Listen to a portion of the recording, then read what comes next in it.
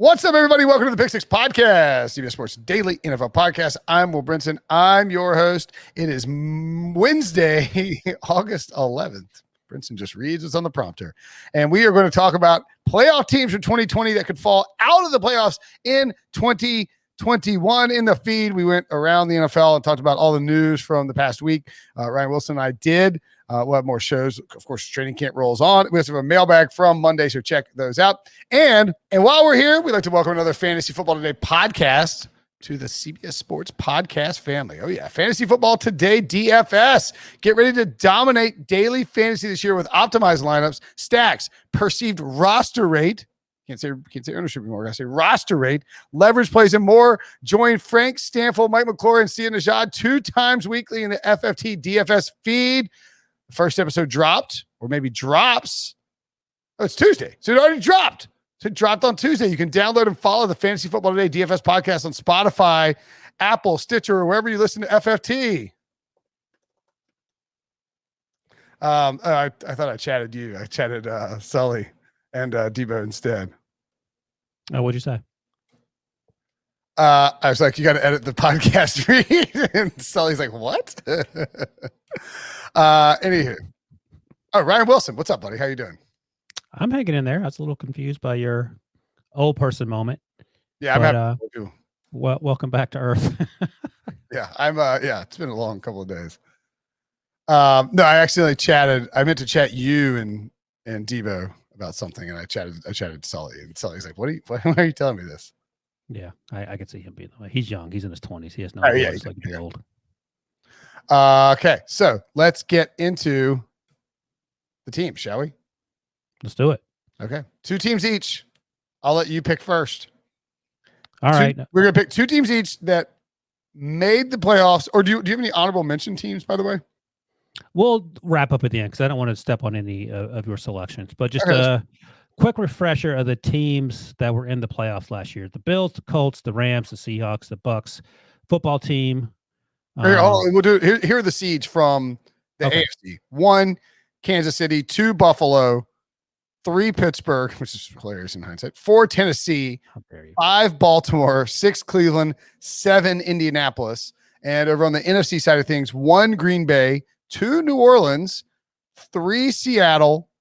4, Washington football team. 5, Tampa Bay. Again, kind of hilarious in hindsight. And 6, the Los Angeles Rams. So we're each going to pick 2 that won't make it. Good Lord. That typical Brinson, you actually left out the Chicago Bears, the 7th seed. Oh, I forgot to say the Bears. That's awesome. But anyway, so yeah, what we're going to do is pick 2 teams each that we think will go from playoffs in 2020 to no playoffs in 2021, 2022 season, I guess. Yes. All right, my first selection, I'll go ahead and remove the mystery. I'm going with the Steelers. Huge question marks, and it starts with the offensive line and then Big Ben. The offensive line is completely revamped. A bunch of new, young, fresh faces, which is great in terms of turnover because the unit last year was not good. Marquise Pouncey retired. David DeCastro was cut. Alejandro Villanueva was not re-signed. He ended up in Baltimore. So they had to go out and fill a bunch of holes. With Matt Filer ended up signing with the Chargers, which is good news for him, and Justin Herbert, bad news for the Steelers. So they got to figure that out. They have a new offensive coordinator, Matt Canada, who I think will bring a little more structure to an offense that ran the ball 1% of the time last year. But that's the big issue for me. And if the running game isn't working because of the offensive line, it sort of makes Najee Harris as a draft pick. That makes that moot. And then if Roethlisberger starts to throw the ball every half second after the snap, it looks a lot like the end of last year, which is teams are sitting on routes and making things difficult. So that's my concern. Also, the concern is that the Ravens and the Browns are going to be better than they were. Breach isn't here, but no one's worried about the Bengals, let's be honest. So I'm going to go with the Steelers, even though the playoffs have been expanded, even though there's one more additional game this season. I think they may find it difficult to make their way back. And, hey, as long as we're doing it, let's see. So the Bills in the AFC East, that's 1 team. Ravens, Browns, that's 3 teams. Titans, that's 4 teams. Chiefs and Chargers, that's 6 teams. So there's going to be one more team. I wouldn't pencil the Chargers in, but if you think they're going to go, that's fine. I do, yeah. I think they're going to. I give Brandon Staley a bit of the doubt. But so you had 2 from the AFC North and 2 from the AFC West, right? And I still have one more team to pick. So it could be the Colts, could be the Dolphins, could be the Patriots. I think one of those 3 teams will get in before the Steelers. I tend to agree with that. The Steelers, by the way, 5-1 to win the division. That is pretty crazy. They're 44-1 to win the Super Bowl and 22-1 or something to win the AFC. Those are crazy numbers for a popular team. Would you bet 5-1 on the division? I wouldn't. Nah. I'd rather have the Ravens at plus money. Yeah. The Steelers start. They got to play 3 more preseason games. That's the lame. Their schedule is not ideal. Yeah, but the only thing is that's the same division, the same schedule as the rest of the division for the most part. So that doesn't concern me. No, I just mean they open up at Buffalo. Then they have the Raiders and Bengals. That's probably 2-1 at Green Bay. It's probably 2-2. 2-2. I mean, not 2-2 best case because they could certainly, again, Aaron Rodgers hopefully retires, so that's one less thing to worry about. And then the Broncos and Seahawks at home before a Week 7 bye. So they don't play any of. Oh God! I mean, the stretch run is brutal. So they get the Bengals. They have Week 13. The Bengals at Cincy in Week 12. I mean, I don't want to suggest that's a free win, mainly because listen to yesterday's podcast about the your tattoo situation, right? The update there. But then Week 13 in. Ravens at home, at the Vikings, Tennessee at home, at the Chiefs, Browns at home, at Ravens. That is rough, man. Yeah, I don't disagree. And again, it's all going to come down to the offensive line. If Roethlisberger's running for his life, you may win your bet where you had Dwayne Haskins starting more football games than Carson Wentz. That's right. They probably need to be 4-2 going into that bye to feel like they can make the playoffs. And the Steelers team has historically started slow under Mike Tomlin, last year being the exception. Yeah, that is a good point. So that's one of my teams. Well, and by the way, I should point out too, all these teams have playoff props. So let's see what the Steelers are. Oh yeah, the Steelers. What would you guess that the Steelers will they make the playoffs? Yes or no? Odds are. Well, 5-1 to win the division, 44-1 to win the Super Bowl, 20-something to 1 to win the conference. The odds they make the playoffs. Is that what you said? No, so it's will they make the playoffs? Yes is a number, and then no is a number, depending on. For instance, the Jets are, will they make the playoffs? No, minus 600. Right. Yes, plus 425. Right. So yes, minus 150. Which direction? Plus 150. Sweet mercy in the daytime. I guess you get 1.5 to 1 that the Steelers will make the playoffs. It's actually not a terrible bet. I mean, no, but again, that's the first team that came to mind when I said, okay, which team is it going to make the playoffs? Made the playoffs last year. What do you think the no is? Will the Steelers make the playoffs? No. Will the plus 200? No. Remember, if it's plus money on one side, it's going to be opposite. It's going to be minus 200, minus 185. Yeah, that's what I meant. I mean, that is significant. Yeah, we talked about the Buccaneers odds of. The Buccaneers were minus 200 last week to win the division. It's minus 250 now, but I don't know that the odds of what's more likely: the Buccaneers win the division or the Steelers make the playoffs. Buccaneers. Oh, okay, there you go. Way more. We just had this conversation on the last podcast. Oh no, I think they win the division too. I'm just saying that they win the division with Blaine Gabbert starting 17 games. I'm just saying that it is shocking to see that number next to the Pittsburgh Steelers. There is a significant lack of faith in Ben Roethlisberger and Mike Tomlin this year. No. It's not Mike Tomlin at all, and probably Ben Roethlisberger. It's mostly the offensive line. I think that's where the conversation starts. And they drafted running back in the first round. Yeah, I'm okay with that. They need to run the ball. I mean, that would save Roethlisberger. He's 39 or 38, whatever he is. Great news, though. He's lost a lot of weight. He feels better, which is the same conversation you have every late July with Ben Roethlisberger. By the way, the Browns, who neither of us is picking to miss the playoffs, spoiler. I think I'm picking them to win the division by the time it's all said. They're minus 285, yes, to make the playoffs. Yeah. Yeah, you were questioning that before the podcast, or maybe during the podcast. That's crazy. There's no way they're not making the playoffs. You would think so. Actually, who's their backup quarterback? Do you know that answer? I don't know off the top of my head. Let me look real quick. That's one way, I suppose. It's Case Keenum. They can still make the playoffs. Case Keenum, yeah. They're fine. Kevin Stefanski. Okay, my turn. Actually, that's not how Debo had it on the rundown, but you can do it that way if you want.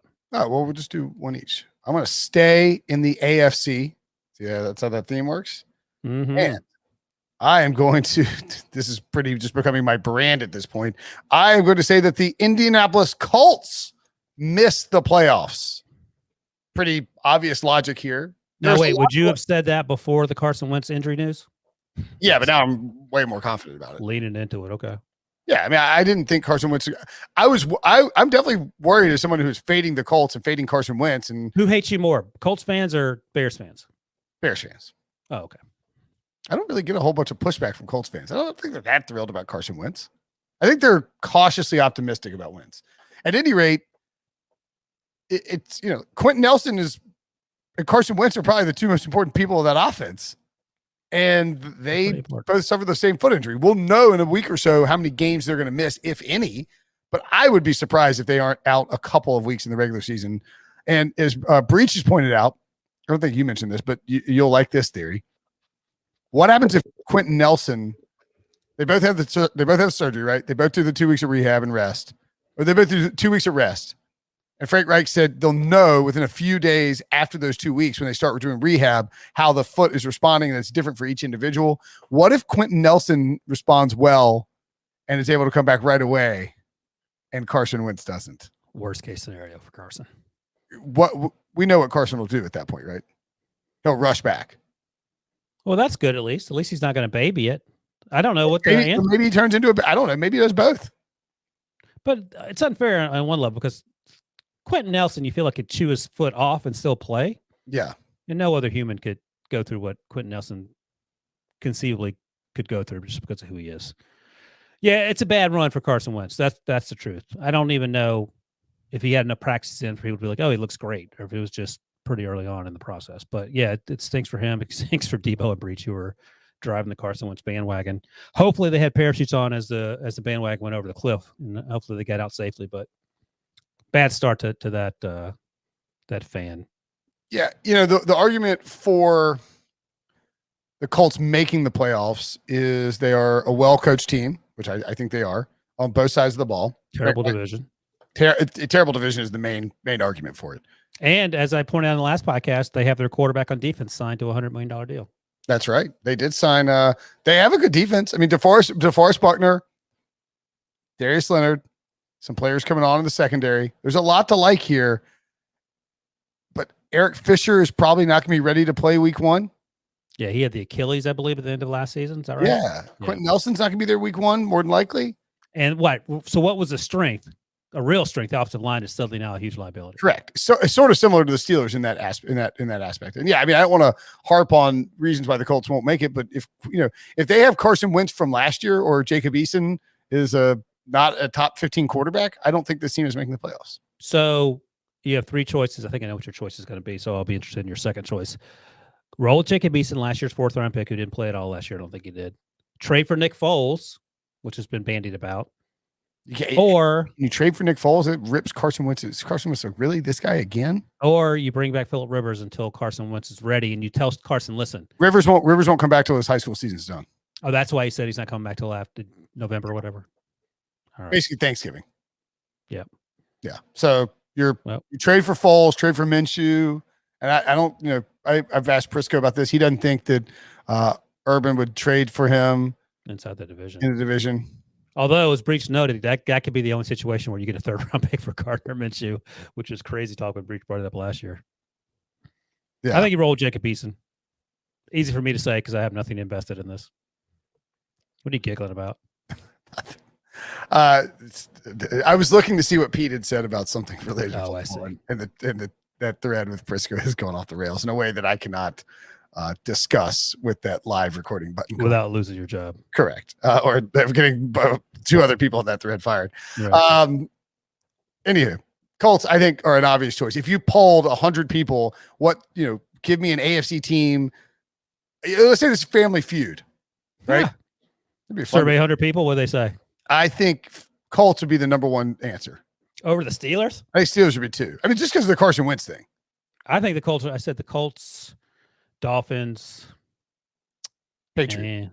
Right? I think those 3 teams are ahead of the Steelers. And I mean, there's going to be some. Do you have the playoff odds on those teams in front of you, or no? What's that? Do you have those playoff odds in front of you, or you can't? You don't have access to them? I can tell you any team. So do the Dolphins, Patriots are minus 150 to miss the playoffs. What were the Steelers again? Steelers are minus 185. Oof.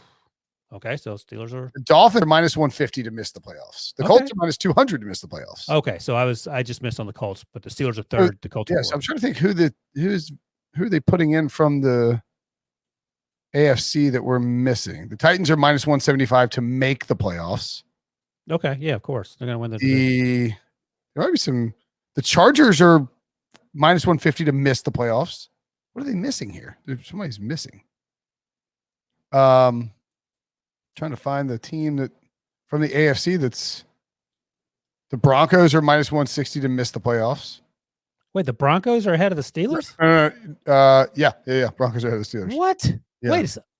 The Bengals are minus 600 to miss the playoffs. That sounds too low. The Bills are the Ravens.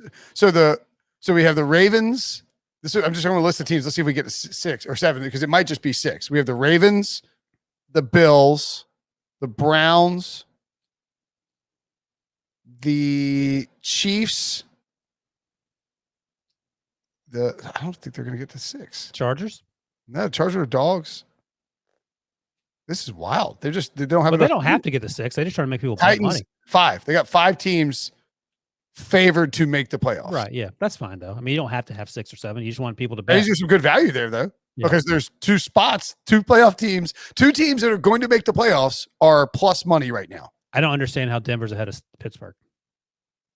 Like, I guess because there's a chance they can come in second in the division, whereas the Steelers are going to be third in that division.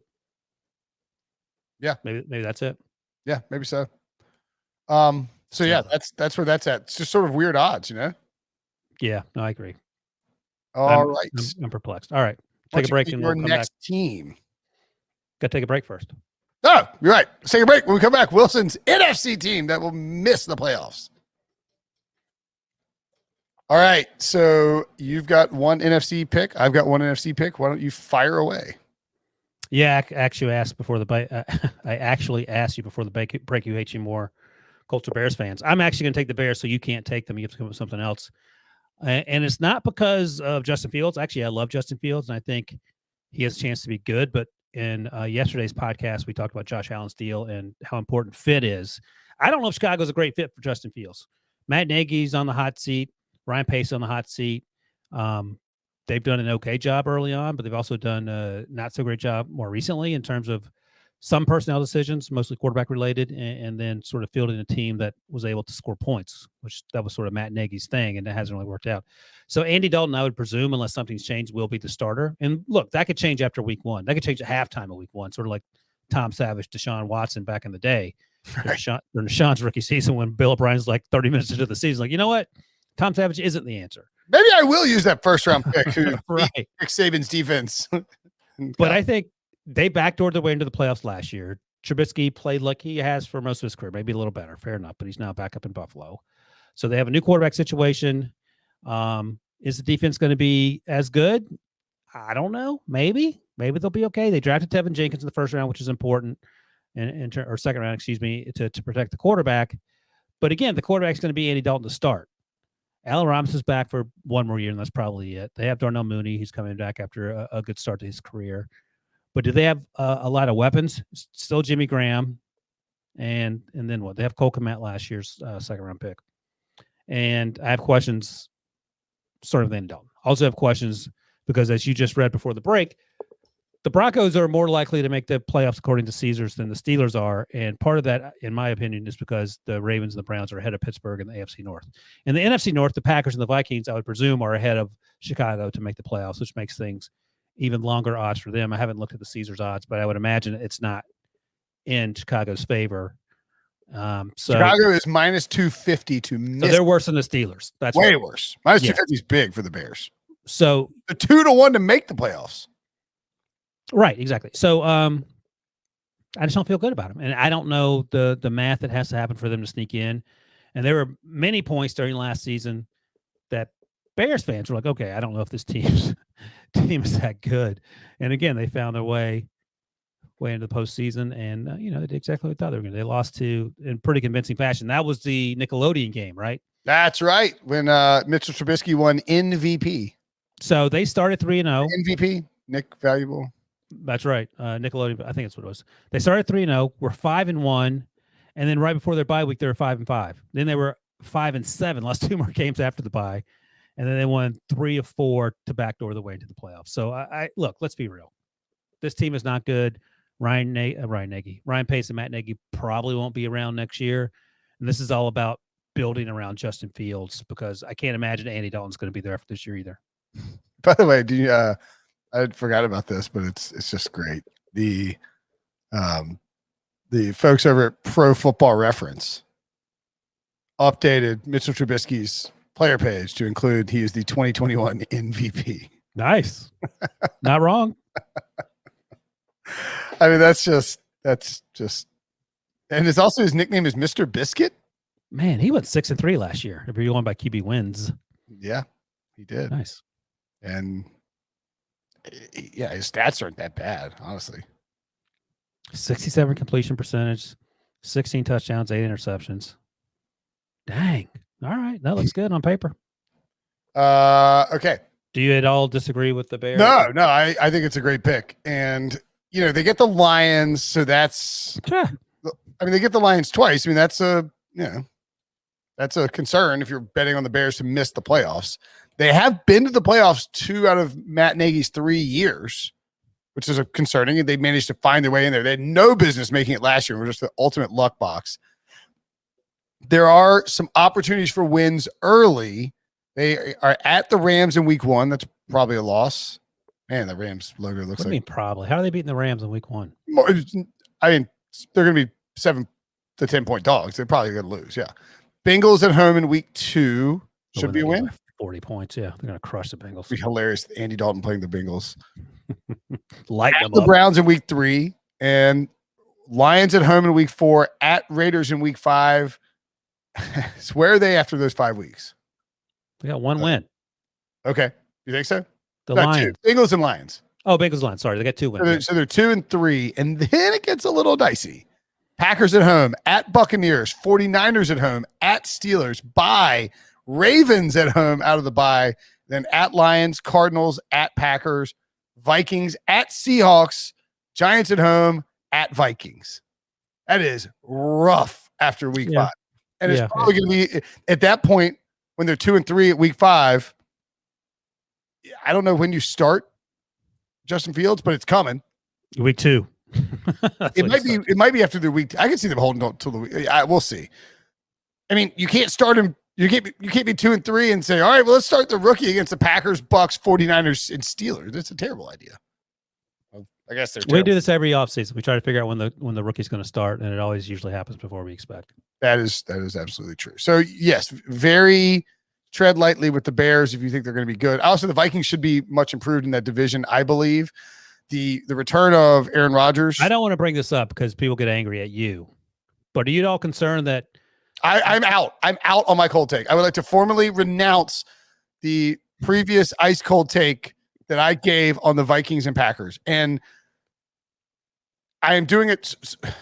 I do not want people getting mad at me for talking about the vaccine, but if Kirk Cousins is going to remain unvaccinated and create tension between he and his coach over it, and potentially miss multiple games because of the NFL's rules, I'm out. Not a stance on Kirk Cousins' stance. It's a stance on the fact that I see how this might play out.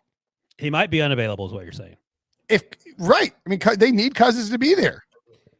And if Cousins, this comes shortly after Kellen Mond missed time for being on the list, I believe, the COVID list. Kellen Mond tested positive for COVID. Right. And then Kirk Cousins was a close contact, so he had to miss 10 days.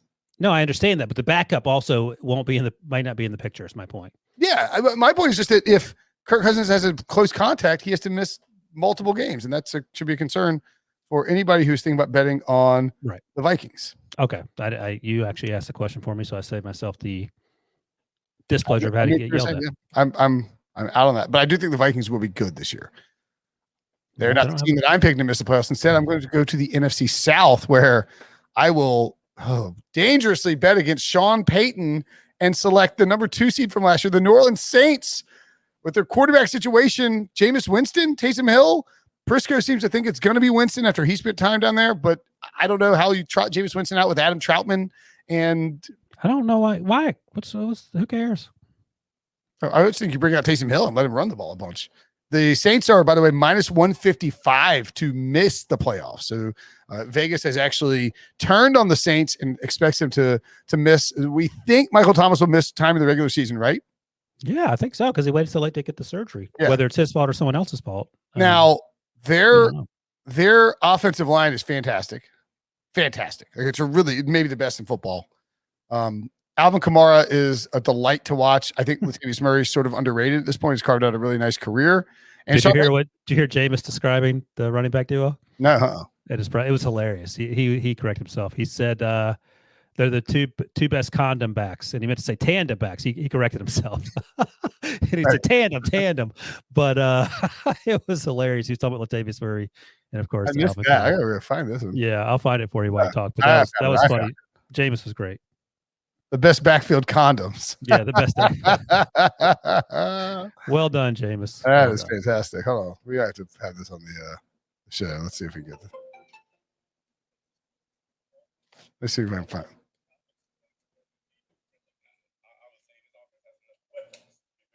it. What did you think about Jameis's overall press conference? Who, me? Yeah. I just heard the condom reference. They were hilarious. One of the best back condoms tandems in the league, right? With Latavius and Alvin. He looked over. He said, "Excuse my language." No, he was great about it. It was funny. That is great. I think they were laughing, like the media folks were laughing. He got a good chuckle at it. But hey, that alone, for me, he wins the starting job because he has the best running back condoms. Just running back condoms. He's fantastic. like tandems. And then there's a PR person on the side who's like, or maybe a reporter, and he was like, But to be fair, he was trying. He was going to say combo, and I think he couldn't think of the word. Yeah. He's trying to say combo, or he combined combo and tandem. Right. I will say that I don't want to. This Jameis has changed.